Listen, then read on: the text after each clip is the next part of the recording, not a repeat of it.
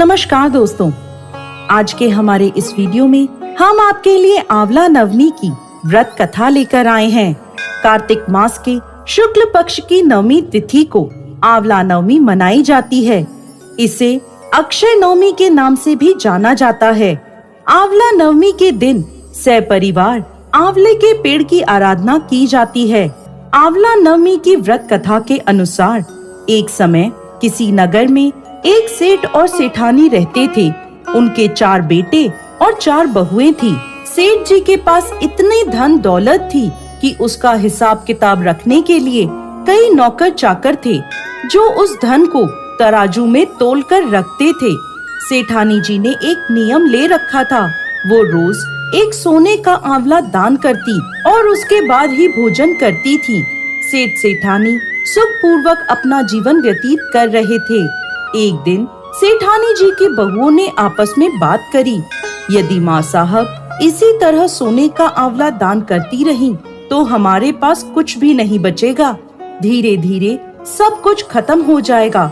ऐसा सोचकर सभी बहुएं सेठानी जी से कहने लगी, माँ साहब, आप सोने के आंवले की जगह रोजाना एक सादा आंवला दान करने लगे। सेठानी जी ने उनकी बात मान ली और रोज एक सादा आंवला दान करने लगी। कुछ समय बाद सेठानी जी की बहुओं को उनका सादा आंवला दान करना भी अखरने लगा। उन्होंने सेठानी जी से सादा आंवला दान करने को भी मना कर दिया। यह बात सुनकर सेठ जी और सेठानी जी को बहुत दुख हुआ। वो दोनों अपना घर छोड़कर जंगल की ओर चले गए।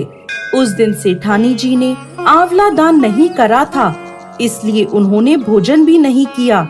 जंगल में चलते चलते रात हो गई तो वह दोनों एक घने पेड़ के नीचे सो गए। जब वो दोनों सुबह उठे तो उन्होंने देखा कि जहाँ वो सोए हैं वहाँ एक सोने का आंवले का पेड़ आ गया है। सेठानी जी उस पेड़ से एक आंवला तोड़कर दान करती हैं और भोजन कर लेती हैं।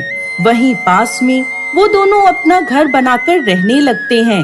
धीरे धीरे सेठ जी का व्यापार बढ़ने लगता है और देखते ही देखते वो दोनों फिर से धनवान हो जाते हैं। सेठानी जी एक बार फिर अपना सोने का आंवला दान करने का नियम शुरू कर देती हैं। उधर दूसरी ओर सेठ जी और सेठानी जी के जाते ही उनके बेटे और बहुएं आपस में झगड़ने लगते हैं। व्यापार में घाटा होने लगता है और देखते ही देखते सारी पूंजी खत्म हो जाती है। अब उन्हें मजदूरी करने के लिए घर से